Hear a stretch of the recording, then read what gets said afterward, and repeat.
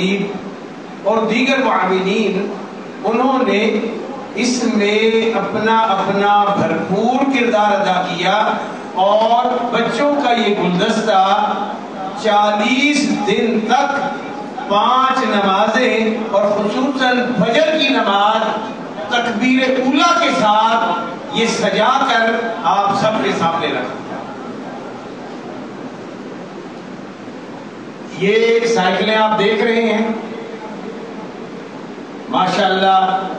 ہمیں عین الیقین ہے، یہ بچوں کے والدین ان کے ساتھ آئے، اور جو دیگر احباب تشریف فرما ہیں ان کے لیے یہ غیب کی خبر بھی یقین کامل کی حد تک مکمل ہونی چاہیے کہ اگر دنیا میں یہ نماز پڑھنے کے بعد، نماز سے محبت کرنے کے بعد ان بچوں کو یہ انعام مل رہا ہے، تو اللہ رب العزت نے جو قرآن کریم میں وعدے فرمائے ہیں اور محمد کریم صلی اللہ علیہ وسلم نے جو وعدے فرمائے ہیں وہ حق ہے، وہ سچ ہے، اور قیامت کے دن وہ انعامات ان سب کو عطا کیے جائیں گے کہ جو اللہ رب العزت کے حضور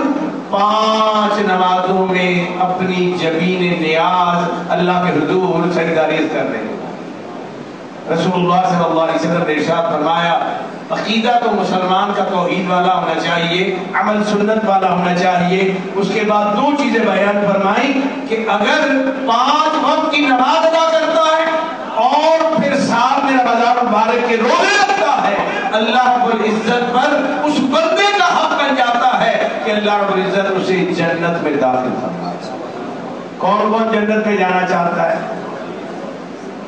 سارے جانا چاہتے ہیں، تو پھر کیا وعدہ کر رہے ہیں کہ انشاءاللہ 5 وقت بعد جماعت نماز ادا کی جائے گی انشاءاللہ۔ آج ہماری خوش قسمتی ہے، ہمارے امیر